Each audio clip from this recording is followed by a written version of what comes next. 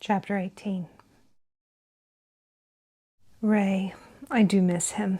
I talked with Jeremiah about inviting him to fellowship. He asked me some questions about him, and I told him everything I knew. He went off on the gay thing. I didn't understand what he was talking about. He said the Bible says that homosexuality is a sin worthy of death. I said I didn't think God hated anyone.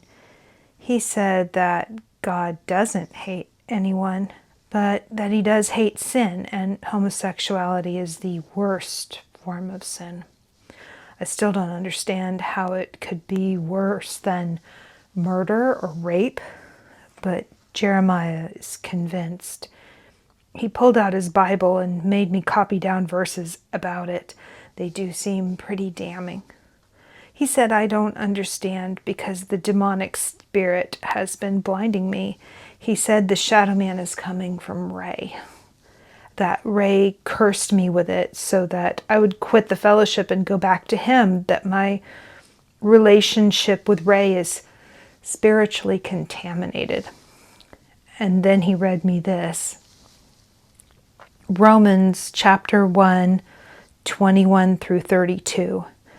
Because that, when they knew God, they glorified him not as God, neither were thankful, but became vain in their imaginations, and their foolish heart was darkened.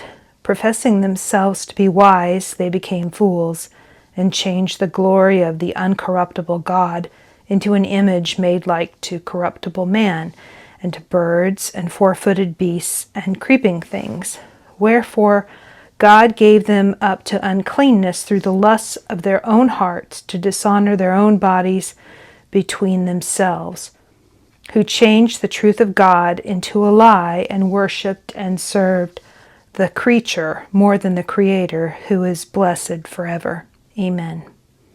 For this cause God gave them up unto vile affections, for even their women did change the natural use into that which is against nature. And likewise also the men, leaving the natural use of the woman, burned in their lust one towards another, men with men, working that which is unseemly, and receiving in themselves that recompense of their error which was meet.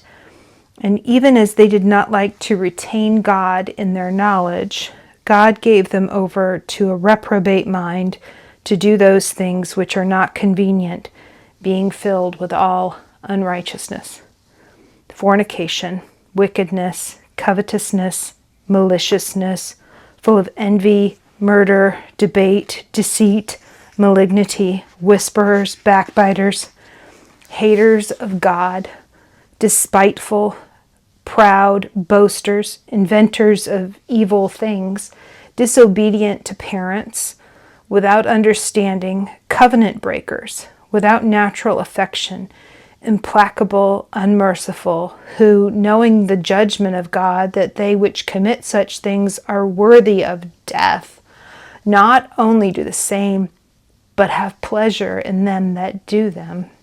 He said the last sentence meant that if I took pleasure in the company of someone I knew was gay, that God thought I was also worthy of death. He was so angry at me that he got up and left when I tried to argue with him that this section had to be mistranslated, because if God is all good, how could he hate like this? And when he left, I could feel the darkness creeping back over me. The sadness and loneliness swept over me like a wave. I don't want to be alone anymore, but when I look in the corner where the light doesn't quite reach, I can see that I'm not alone, because the shadow's back. That section of the Bible was bullshit. Makes God look like a huge, hate-filled, ignorant bigot. A lot of Paul's stuff's like that. Women submit, gays are evil, obey without question. The Bible's far from perfect, just like any religious text. Every one of them is written by imperfect humans with good intentions. Some of each one is amazing stuff. It's life-changing, deep truths. And some of it is complete drivel written to control and beat down others. The basic message Jesus gave, love God, love your neighbor as yourself, sums up everything you need to live a life as a decent human being.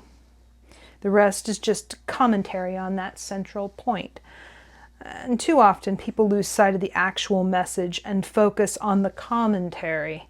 It's easier to make a long list of thou shalts and thou shalt not than to just think about how you treat someone the way you would want to be treated. In other words, to have respect and empathy for those beings who carry a spark of the divine inside them. I cannot believe that a God that's supposed to be all love would consider a sexual act between two consenting adults to be worse than a murder or a rape. But there are a lot of things I don't understand, like, why am I the one who has these visions? Why am I still so miserable when all I want to do is good? Why do I have so many doubts when everyone else seems so sure of everything?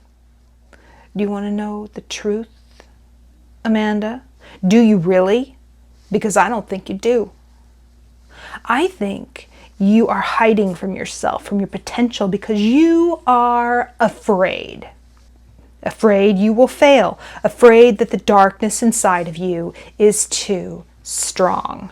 That the darkness is actually a part of you. Maybe it is. Maybe that darkness is stronger than the light. All you have to do is make a place in your life for the light. Let go of your fears, your inadequacies, and let the light fill you, complete you. You are worthless on your own, a piece of animated meat, destined to become a corpse. Open yourself to the light. Let it in. Let it become you. And let the old you drift away. Let it go, Amanda. I can't. I can't let go of me. It's all I have. And what you have isn't worth anything, is it? Where were you before Jeremiah came along and showed you the way? Depressed, miserable, drinking. You had to take drugs just to control yourself. You hated who you were back then, and now you have a purpose. You are called to do something great if you will just allow it to happen. Let go. Let go, Amanda. I need to go to bed. And so did I. My ear was hurting and my hand hurt worse. I picked up the remains of the pizza, put it in the fridge, and went back to sleep on the couch. My mind kept replaying this conversation that I just read. The manipulation was there, and it was an onslaught from both inside and outside. Jeremiah, in his manipulation of those Bible verses to control her, to isolate her, and the voices inside of her that told her she was ordained for a special purpose, but belittling her at the same time. She was being torn apart. I could now see the origins of the tulpa. I doubted that the original shadow man she had seen at the outset was the tulpa. There was something that had been put in place to convince her of this possession by an evil spirit. Was it Jaziel? I didn't think so. Jaziel was still made of light, and he couldn't make himself appear like the deep darkness that she described. It had to be something else. A real shadow person? It was possible.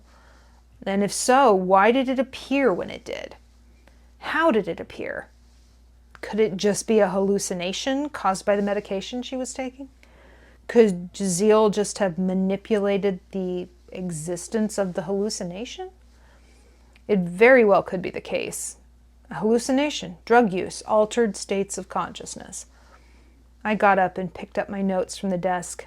They still smelled of burnt demon blood, stale cigarette smoke, and old fryer oil. I flipped to the section I remembered, and there were my notes. Mr. Lewis had spelled it out right there. You gotta look at the wire and see where the circuits have their weakness. People who have holes in their souls. Sometimes you can find them in people who are drug users, addicts. Sometimes it's a genetic flaw, might show up as a mental illness. Intense, negative emotions that are repetitive can open a hole. Not just depression, but self-loathing. Takes grooming. You gotta play it right and move real slow, or you can scare them off. It's a seduction, not an invasion.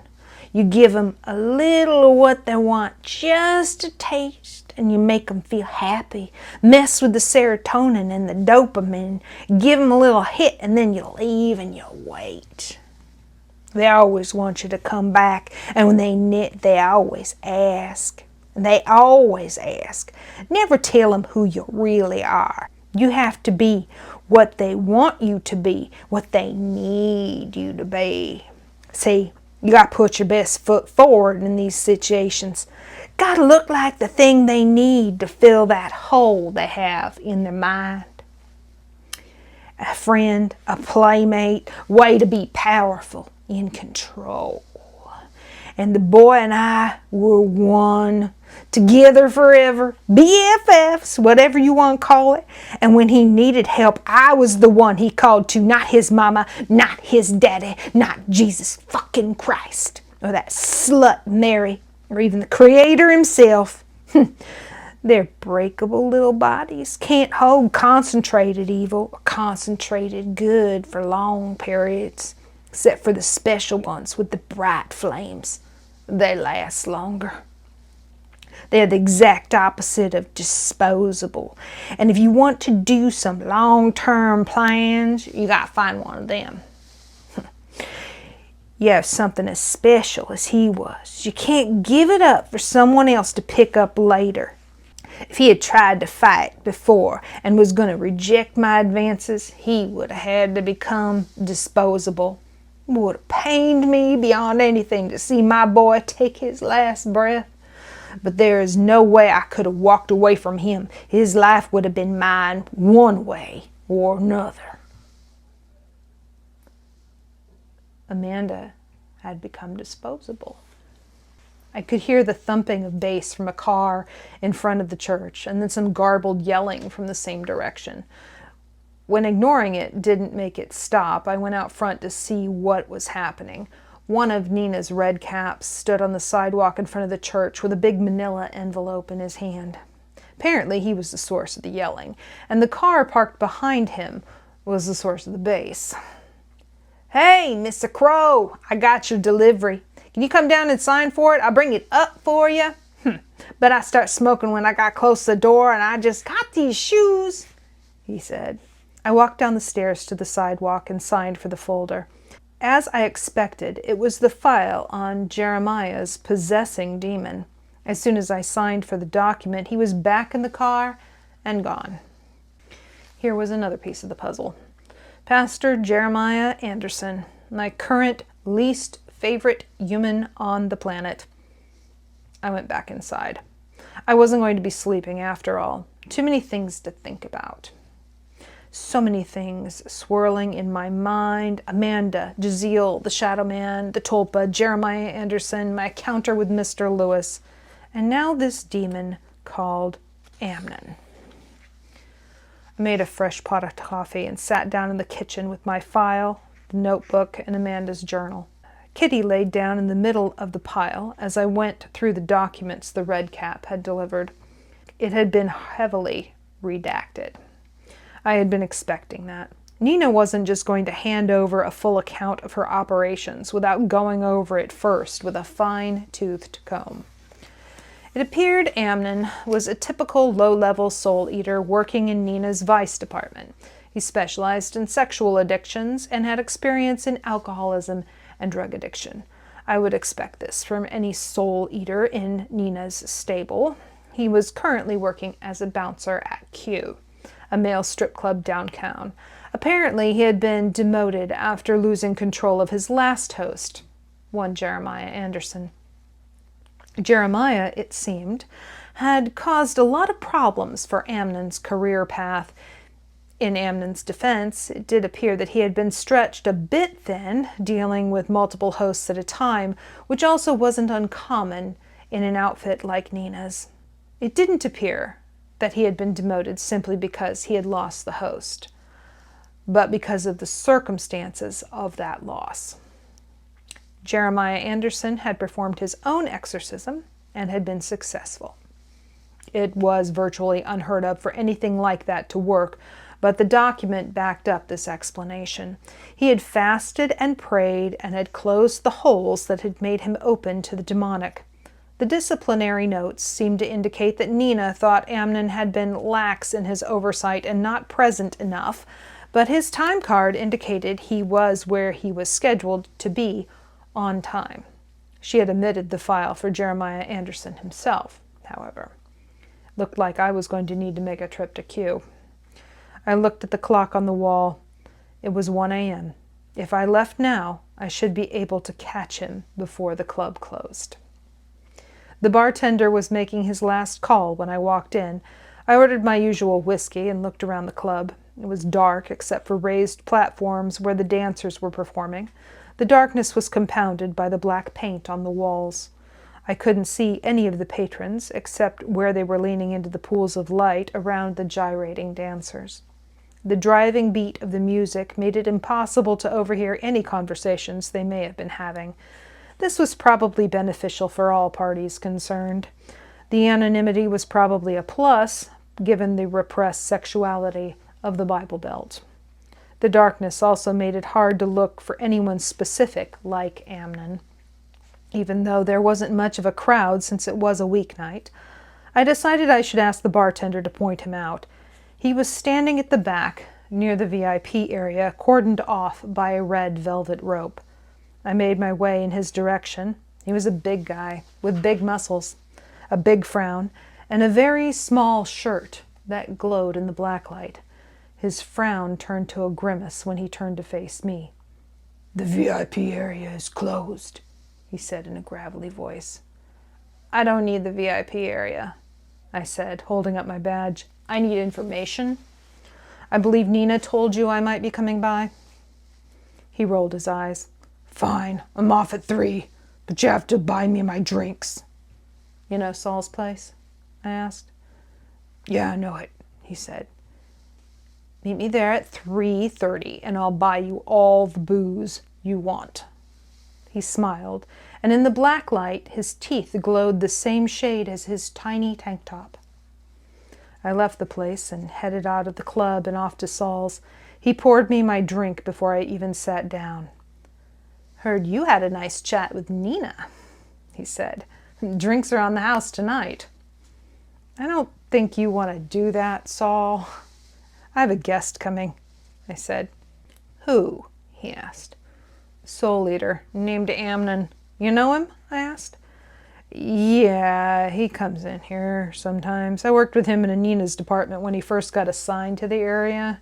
He's a little punk bitch," he said. "Looks all tough, but he's a pansy, and he's a shitty soul eater."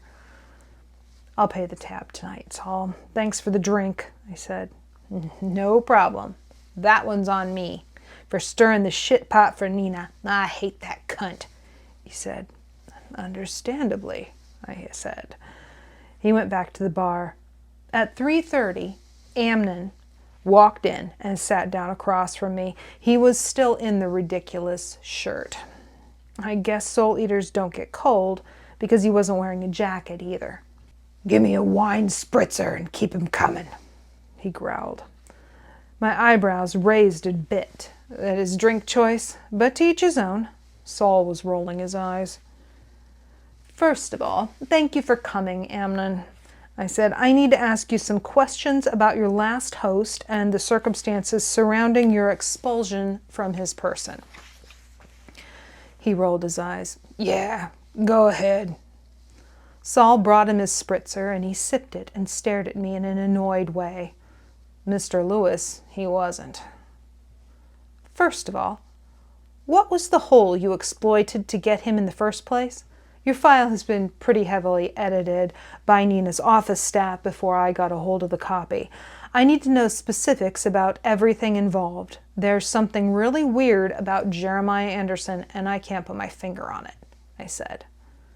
"He wasn't different than any of the others. Drank too much, took too many pain pills, and he was addicted to sex.